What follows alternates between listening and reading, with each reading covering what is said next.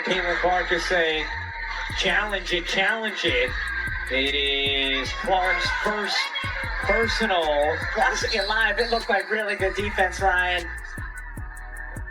Oh yeah, I don't think there's a foul there. Indiana is not going to challenge it. There have been times this season. Draining. Talk about draining.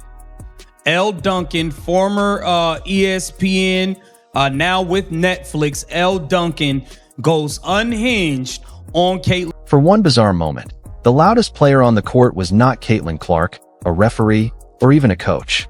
It was the replay. One whistle turned into thousands of slow-motion breakdowns, endless arguments, and a fan base convinced that something did not add up. Was this simply another impossible judgment call at full speed? Or did one controversial decision just ignite the biggest officiating debate of the season? The answer is far stranger than it first appears. I've been hurt 5 times. Caitlin Clark, upset, hurt 5 times. I don't know about the first 4, but this is the 5th one she's talking about. She drives the lane, bumps into her, gets hit in the leg, doesn't like it, wants to call. Now she's got a dead leg. She's hobbling, getting back on defense, doing all she can for her team. The elbow hurts too. Everything is stinging, but she's doing her job, playing defense. Still, she's mad about the no call. Then we're going to get a call against her team. She's not mad about this, though. She's still mad about this. You call it! The whistle echoed through the arena with the kind of confidence that suggested everyone had just witnessed an obvious foul. For a split second, the game carried on exactly as expected because players have learned that once an official raises a hand, arguing rarely changes anything. They got themselves a problem. And their problem is the Republican congressmen that were wanting answers from the commissioner about how are you going to address things concerning the treatment of players in your league, keeping them physically unharmed in your league, and how are you going to make sure that Caitlin Clark is treated as fairly as any other player? Then the replay appeared on the giant screen, and suddenly the conversation shifted from basketball to something much bigger. Instead of discussing a brilliant defensive possession or the next offensive set, fans inside the arena, and thousands more watching from home, found themselves rewinding the same few seconds over and over again, trying to answer a question that has become strangely familiar whenever Caitlin Clark is involved.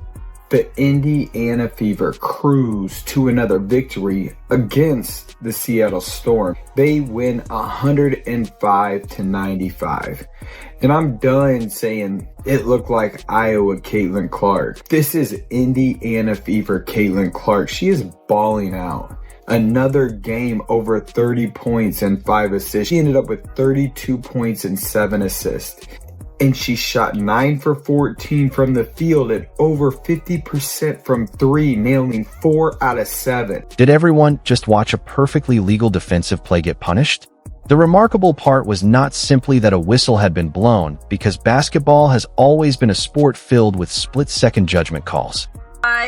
What I want to share, no offense necessary at all, but I do have what you might call some constructive criticism for Caitlin Clark as the Indiana Fever heads into the second half of the season, which is, if you look at the schedule, a more difficult schedule than the Fever has played so far. I mean, the Fever has yet to play the Lynx. That's going to be coming up.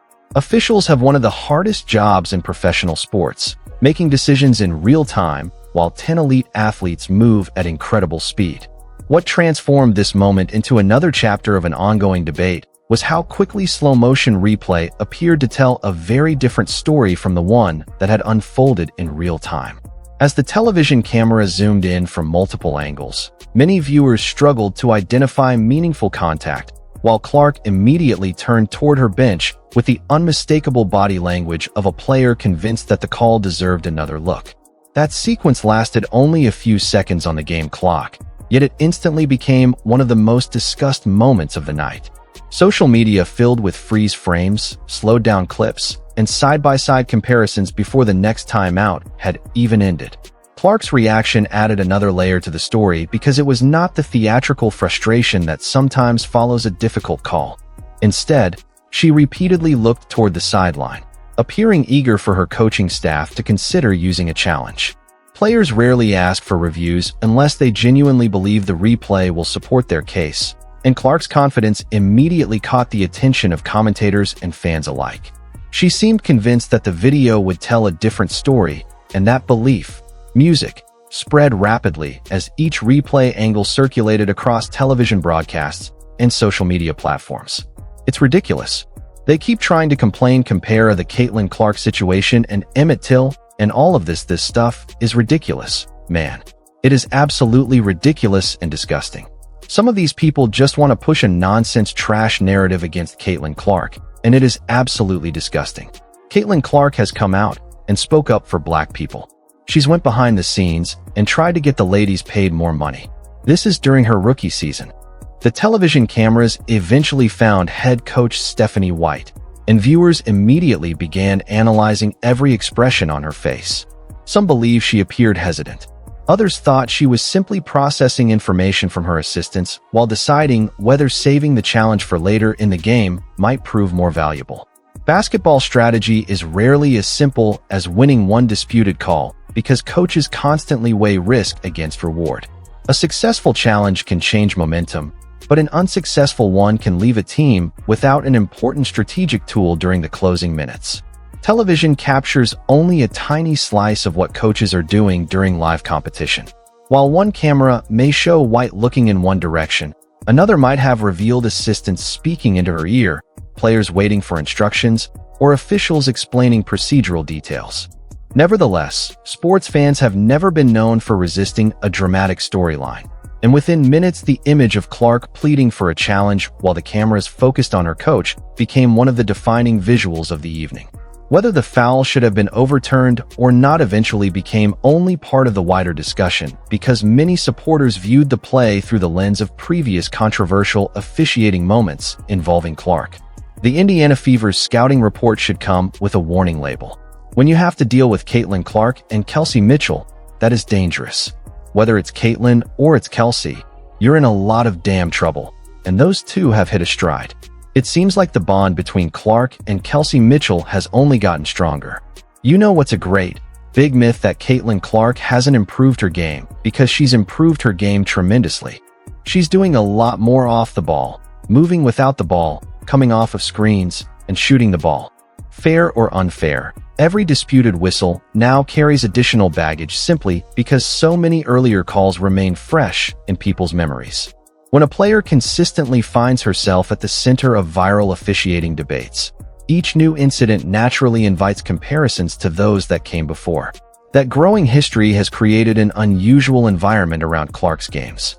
Routine fouls that might have passed unnoticed a few seasons ago are now examined from every conceivable angle. Analysts slow the footage down to a fraction of normal speed. Fans compare rulebook interpretations, and former players offer their own perspectives on television and podcasts.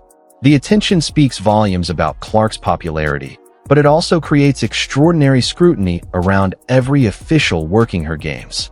A whistle involving Clark rarely remains just another whistle. That difference between real-time officiating and slow-motion replay has become one of modern sports' most fascinating contradictions. A movement that appears significant at full speed can look almost invisible when slowed down, while incidental contact sometimes seems far more dramatic after repeated replays. Officials must judge the game at its actual pace rather than through the forensic analysis available to television audiences. Even so, replay technology inevitably raises expectations because once viewers believe they can clearly see the truth, any disagreement with the original decision feels increasingly difficult to accept. But it's not just Caitlin. It's all of them that the GOP is looking at. Well, Kathy Engelbert provided a retort, a response. And much like the late great, rest in peace, Dikembe Mutombo, the GOP have rejected Kathy Engelbert's response. Little finger wag. Sent that packing back to where it came from. As clips continued circulating, basketball analysts began offering more measured perspectives. Some believe Clark had every reason to feel frustrated because the replay appeared to show strong positional defense. Others pointed out that officials may have seen contact obscured from the broadcast cameras or interpreted the play differently based on angles unavailable to viewers. That split among experienced observers highlighted an important reality. Controversial calls rarely produce unanimous agreement, even among people who have spent decades around the game. Meanwhile, fans were far less interested in nuance. The internet did what it always does during sporting controversies by amplifying the loudest opinions first. Memes appeared almost instantly. Replay clips accumulated millions of views, and passionate debates unfolded beneath nearly every basketball-related post across multiple platforms. One reason these moments generate such enormous attention is Clark's unique place within the sport. She arrived in the WNBA carrying unprecedented expectations after transforming women's college basketball into a national phenomenon. Every arena she visits attracts enormous crowds, television ratings climb, merchandise sales remain exceptionally strong, and media coverage expands dramatically. And slap. The Sparks have a foul to give, so they're looking to do that. And no call. Game over. They win. No, we did have a foul called by the ball draft on our side of the screen bottom. And this woman is like, what? Breakdowns brought to you by DraftKings. And he says, hey, we got to check out the time and find out how much is on the clock. That's what they did. 1 second left. So, now the Sparks, who are down 1, have life. Caitlin Clark doesn't like it. She doesn't like that ref. She thinks if they foul, it sends the fever to the line, so they're looking to do that. With that level of visibility comes another reality that every global sports star eventually encounters. Music. Every controversial moment becomes front-page news. History offers countless examples of this phenomenon. Michael Jordan experienced years of debate over officiating. LeBron James has spent 2 decades reacting to disputed calls. Kobe Bryant, Diana Taurasi, Candace Parker, and countless other legends all found themselves at the center of officiating discussions during different stages of their careers. Superstars often receive more attention because every possession involving them carries greater significance for fans, broadcasters, and the league itself. What makes Clark's situation particularly fascinating is the speed with which every discussion now spreads across digital platforms. Stephanie White eventually found herself answering questions that extended well beyond basketball tactics. Coaches frequently prefer discussing defensive rotations, rebounding effort, or offensive execution, yet controversial officiating often dominates post-game interviews. Whether discussing challenge decisions or evaluating referees, coaches must carefully balance honesty with professionalism because public criticism of officials can result in league fines. They just got back to calling those ghost fouls on Caitlin Clark. She had 4 fouls. Where? Music. They didn't even look like fouls. Meanwhile, the entire game, they let the Seattle Storm full-court press Caitlin Clark and just hit her all the way up and down the court. Music. And that's the same foul they called on Caitlin Clark for doing less. And do you think Stephanie White challenged that call? No. She has not challenged one call for Caitlin Clark all season. And then when Kelsey Mitchell picked up a foul, she was livid. That balancing act becomes even more delicate when emotions remain high immediately after a closely contested game. Clark also handled the aftermath with the perspective expected from elite competitors. Great players naturally disagree with calls, but they also understand that dwelling on one possession rarely changes the outcome. Throughout basketball history, the best athletes have consistently focused on adapting rather than expecting perfection from officiating crews. That mindset does not eliminate frustration, but it allows competitors to move forward instead of becoming consumed by circumstances outside their control. Still, the broader conversation surrounding officiating consistency is unlikely to disappear anytime soon. Those gray areas inevitably produce disagreement, no matter how experienced the referees may be. The league continues investing in officiating development, replay systems, and training designed to improve accuracy. Those efforts rarely receive the same attention as controversial mistakes because successful officiating usually goes unnoticed.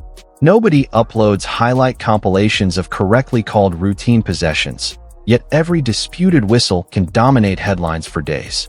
Millionaires. She got everybody on private jets. She brought attention to the league.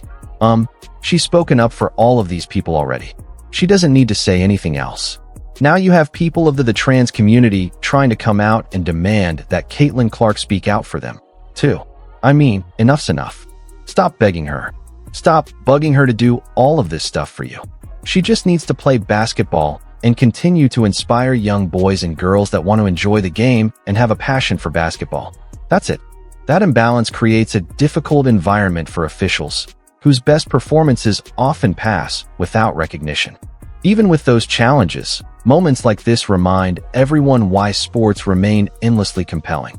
They combine athletic brilliance, human judgment, emotional investment, and endless debate into a spectacle that extends far beyond the final score. Fans argue because they care deeply about fairness, competition, and the outcome. Players react because they invest countless hours preparing for every game. Coaches analyze because every possession can influence victory or defeat. Long after the final buzzer sounded, people were still replaying the same defensive sequence frame by frame, convinced they had discovered the definitive answer hidden somewhere between the angles. Whether viewers believed the whistle was justified or thought the replay supported Clark's case, one reality remained impossible to ignore. A single decision lasting only seconds had once again sparked a nationwide conversation about officiating, technology, and the immense spotlight surrounding one of basketball's brightest stars. That lingering debate also illustrates something that often gets lost in the heat of the moment. Every controversial whistle gradually becomes part of a player's public narrative, regardless of whether each individual call was correct or incorrect. Over time, fans stop viewing incidents as isolated events and begin connecting them into a larger storyline. Once that happens, every future decision carries the weight of everything that came before it. Phrase that we have been using since youth sports as a rebuttal when someone is trash-talking us now in professional basketball is worth a technical. Respectfully, I'm going to tell you to look at the scoreboard if I'm up 30 and you trash-talking me. Y'all got me defending Caitlin Clark so much, I think I'm getting an allergic reaction. It is. Caitlin Clark and the Indiana Fever put belt to ass to the Connecticut Sun last night by a score of 123-88. The Fever are riding a 3-game win streak as now their overall record stretches to 17-10 and more importantly 11-5 at home. For Clark, whose games attract extraordinary attention compared with almost anyone else in the league, that means every close call is immediately examined against months of previous controversies rather than standing on its own. It also places tremendous pressure on the officials assigned to her games. They are expected to make flawless decisions in front of sold-out crowds, millions of television viewers, and an online audience prepared to dissect every frame before the next possession even begins. A whistle that once might have been forgotten by halftime can now live forever through high-definition replays, slow-motion breakdowns, and endless social media debates. In many ways, the modern referee is no longer judged solely by what happens on the court, but also by how a split-second decision appears after thousands of people have analyzed it from every possible angle. While those conversations can sometimes become emotional, they also reflect something undeniably positive. More people are watching, more people are invested, and more people care deeply enough about the outcome to spend hours analyzing a single possession. In the end, the disputed whistle may eventually fade into the background, but the larger conversation about consistency, accountability, and the ever-growing spotlight on professional women's basketball shows no signs of disappearing anytime soon.